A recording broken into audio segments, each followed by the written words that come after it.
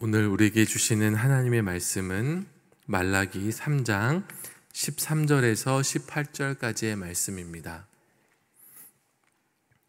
말라기 3장 13절에서 18절까지의 말씀을 제가 봉독하겠습니다. 여호와가 이르노라, 너희가 완악한 말로 나를 대적하고도 이르기를 우리가 무슨 말로 주를 대적하였나이까 하는도다. 이는 너희가 말하기를 하나님을 섬기는 것이 헛되니 만군의 여호와 앞에서 그 명령을 지키며 슬프게 행하는 것이 무엇이 유익하리요. 지금 우리는 교만한 자가 복되다 하며 악을 행하는 자가 번성하며 하나님을 시험하는 자가 화를 면한다 하노라 함이라. 그때 여호와를 경외하는 자들이 피차에 말하매 여호와께서 그것을 분명히 들으시고 여호와를 경외하는 자와 그 이름을 존중히 여기는 자를 위하여 여호와 앞에 있는 기념책에 기록하셨느니라. 만군의 여호와가 이르노라, 나는 내가 정한 날에 그들을 나의 특별한 소유로 삼을 것이요 또 사람이 자기를 섬기는 아들을 아낌같이 내가 그들을 아끼리니 그때 너희가 돌아와서 인과 악인을 분별하고 하나님을 섬기는 자와 섬기지 아니하는 자를 분별하리라. 아멘. 오늘 설교의 제목은 기복신앙과 부활신앙의 차이입니다. 여러분, 기복신앙과 부활신앙은 어떻게 다를까요? 참 여러 가지가 다르겠지만 오늘 본문에서 발견할 수 있는 한 가지가 있습니다. 그것은 삶의 목적, 지향점이 다르다는 것입니다. 이 세상에서 잘 먹고 잘 사는 게 최종의 목적이냐, 아니면 하나님의 심판 앞에서 의롭다 인정받는 것이 최종 목적이냐. 근데 이 차이는 우리 인생 전반의 내용을 달라지게 만듭니다.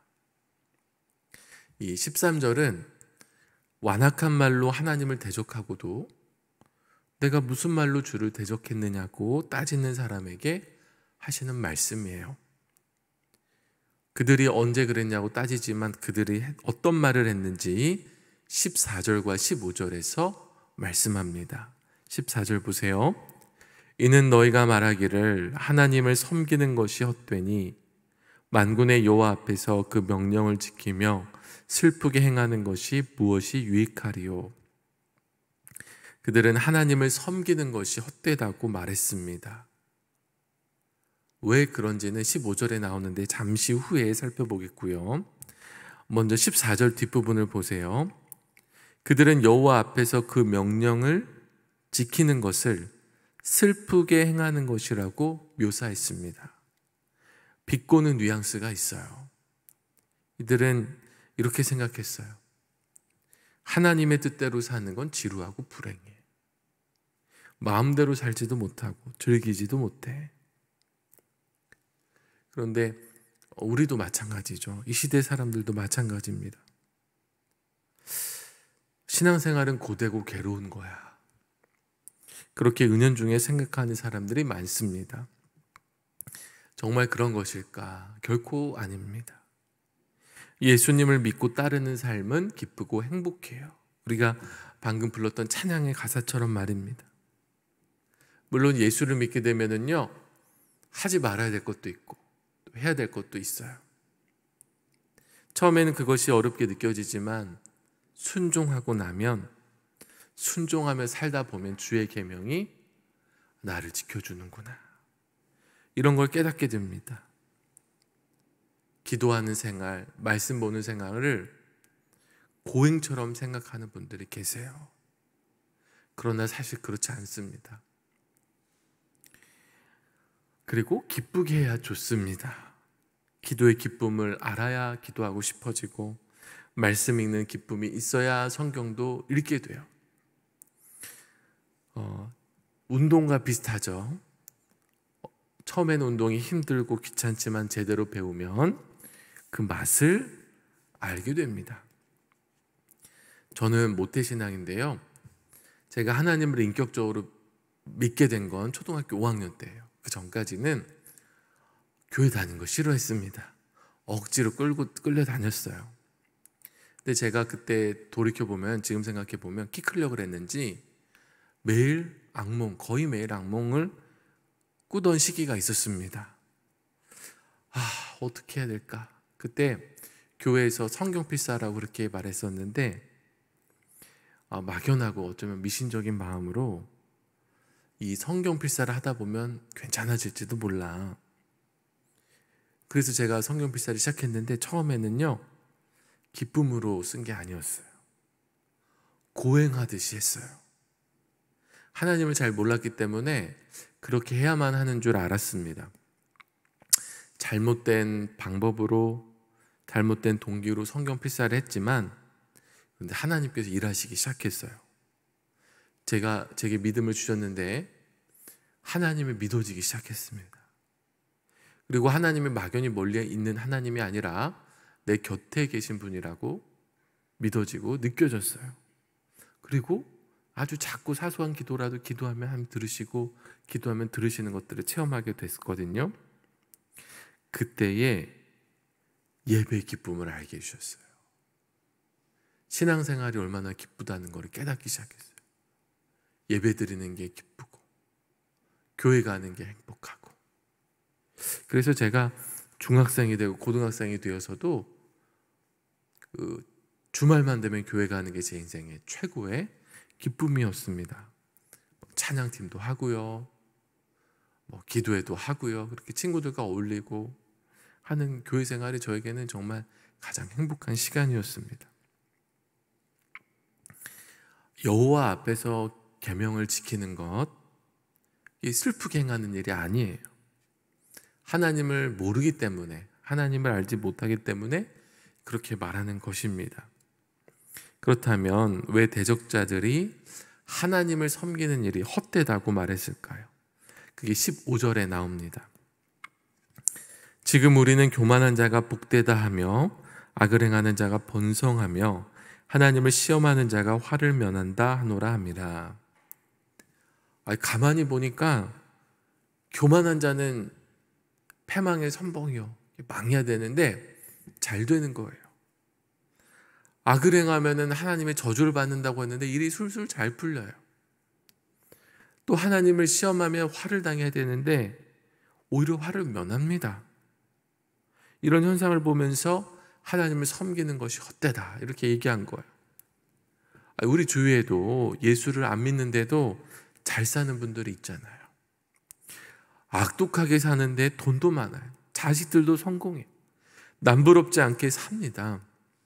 그럴 때 우리 믿음이 흔들릴 수가 있어요.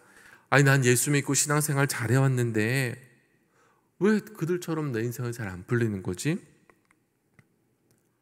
왜 내가 이렇게 기도하고 힘들게 새벽에 일어나서 주님 앞에 나오는데 왜 이렇게 안 되지?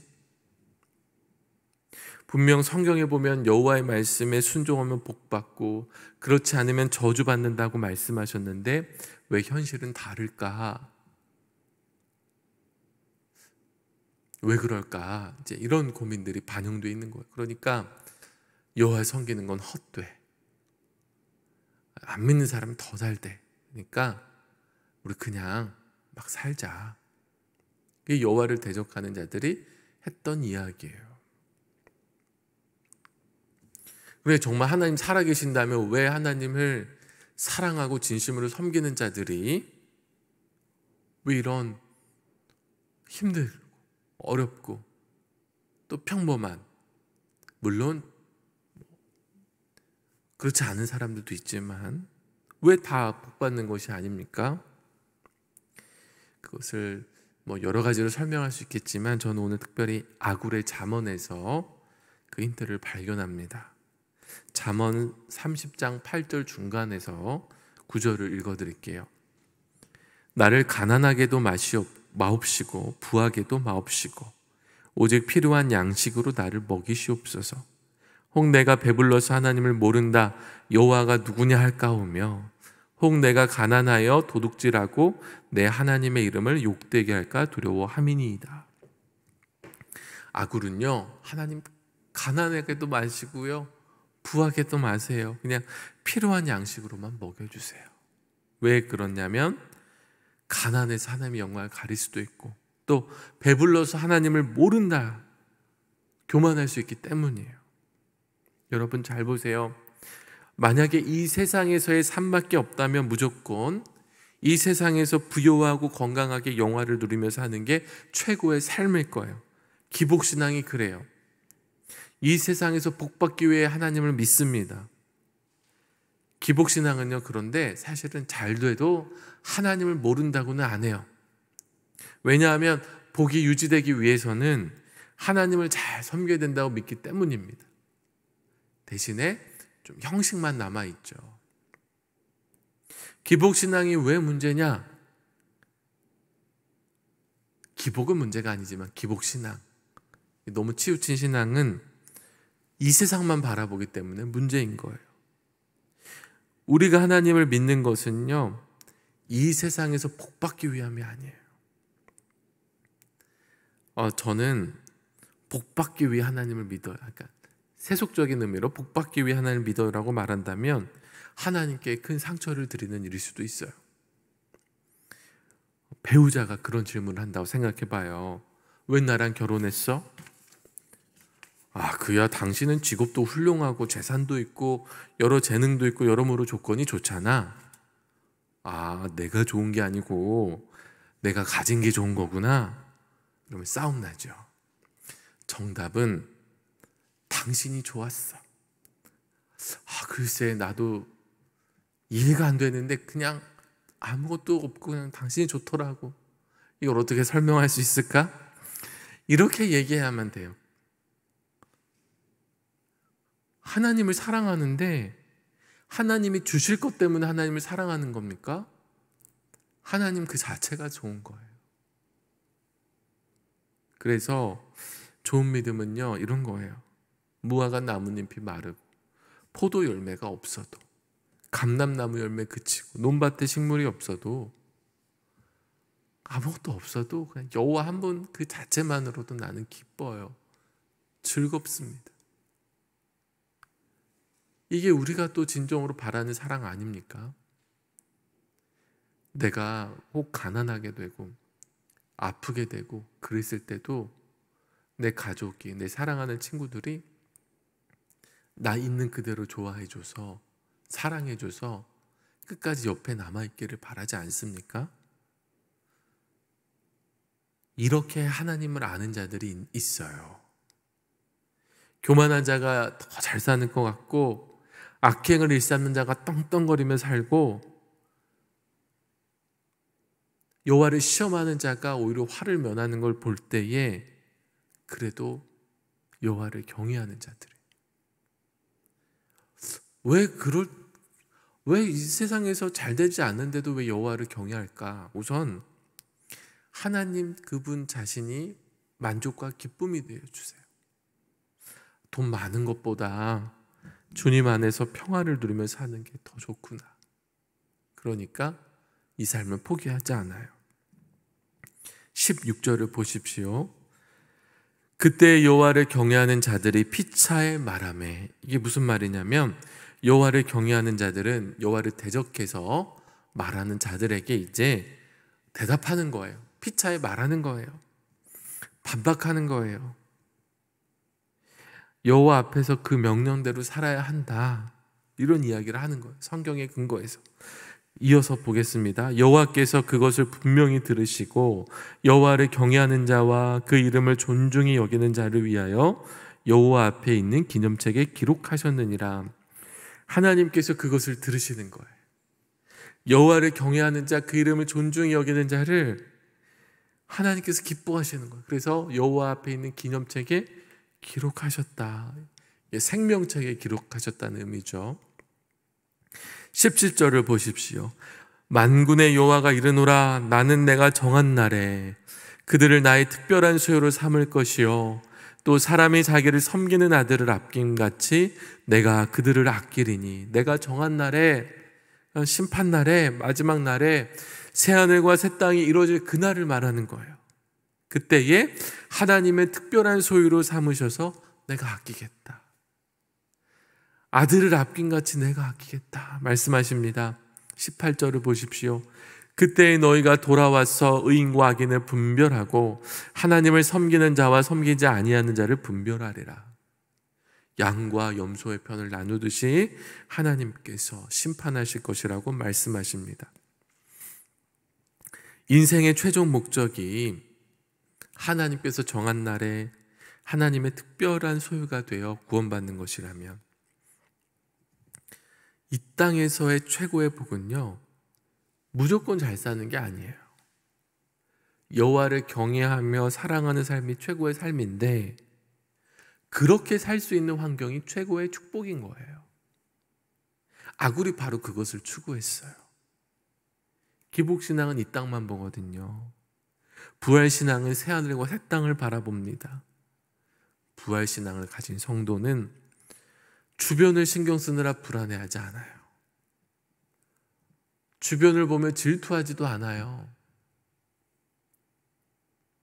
일희일비하지 않고 중심이 흔들리지 않습니다. 이상하게 그래요.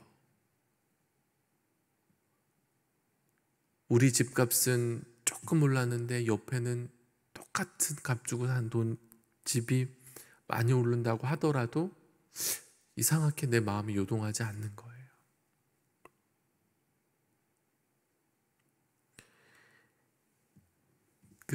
그래서 끝까지 여호와를 경외하며 그 이름을 존중히 여깁니다.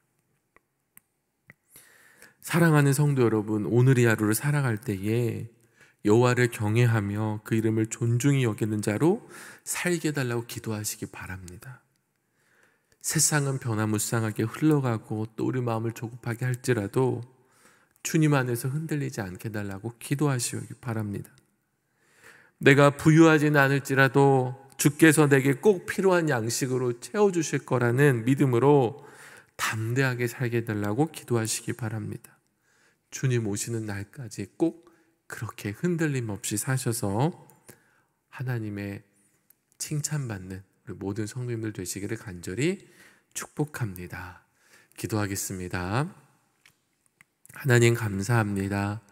오늘 이 새벽에도 우리에게 생명 주시고 또 주님 앞에 나와 기도함으로 또 말씀을 들음으로 순종함으로 이 하루를 시작하게 하여 주시니 감사를 드립니다.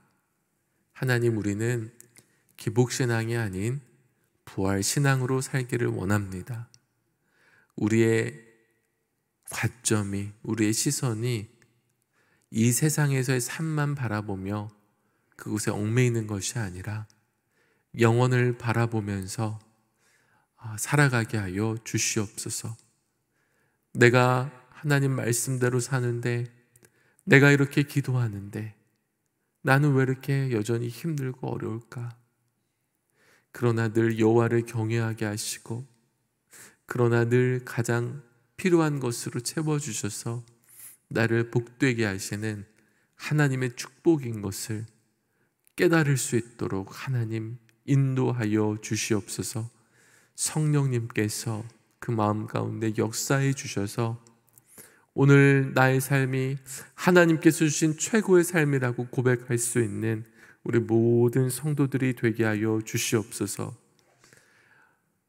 교만한 자가 잘 되는 것 같고 악행을 일삼는 자가 떵떵거리며 산 것 같아도 나는 여호와를 경외하며 그 이름을 존중히 여기며 살겠다. 그것이 내게 더 귀한 축복이다 고백할 수 있는 우리 모든 수표교회 성도들이 되게 하여 주시옵소서. 하나님, 오늘 주님 앞에 1,000번째 예물을 드리며 나아가는 성도들이 있습니다.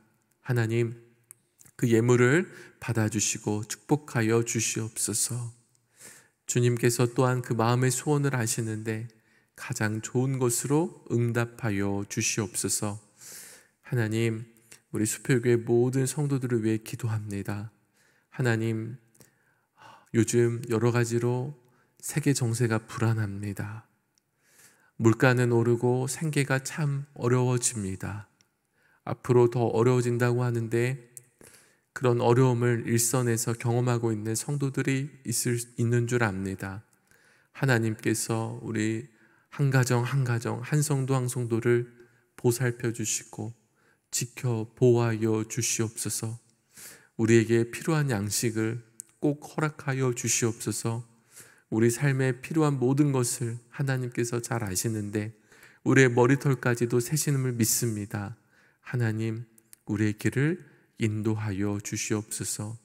육신의 질병으로 인하여 고통당하는 성도들을 치유하여 주시되 오늘 주님의 손으로, 그 못자국 난 그 손으로 안수하여 주시고 고침받는 역사가 있게 하여 주시옵소서. 일어나게 하여 주시옵소서. 회복되게 하여 주시고 기적이 일어나게 하여 주시옵소서. 하나님, 우리에게 영육의 강건함을 더하여 주셔서 날마다 하나님을 찬양하며 예배하며 굳건한 믿음으로 살아가게 하여 주시옵소서. 경제적인 문제로 어려움 당한 가정이 있습니다. 하나님께서 해결하여 주시되 정말로 놀랍게 인도하여 주시고 하나님께서 내 모든 필요를 아시는구나 고백할 수 있는 우리 모든 가정 되게 인도하여 주시옵소서. 우리 수표교회가 하나님 정말 세상의 빛이 되는 선교적 교회로 온전히 승리하기를 원합니다. 김진홍 담임 목사님 위에 영육간의 강건함을 더하여 주시고 늘 성령 충만하게 하여 주사 하나님께서 기뻐하시는 아름다운 교회를 이루어가는 데 쓰임받는 우리 귀한 목사님 되게 하여 주시옵소서. 아버지, 우리 모든 성도들, 교육자들, 교직원들 하나님 주님 안에 사랑 안에 하나 되게 하여 주시고 늘 성령 안에 깨어 기도하며 주님의 몸된 교회를 이루어가게 하여 주시옵소서. 우리의 기도를 들으시는 예수 그리스도의 이름으로 축복하며 기도하옵나이다. 아멘.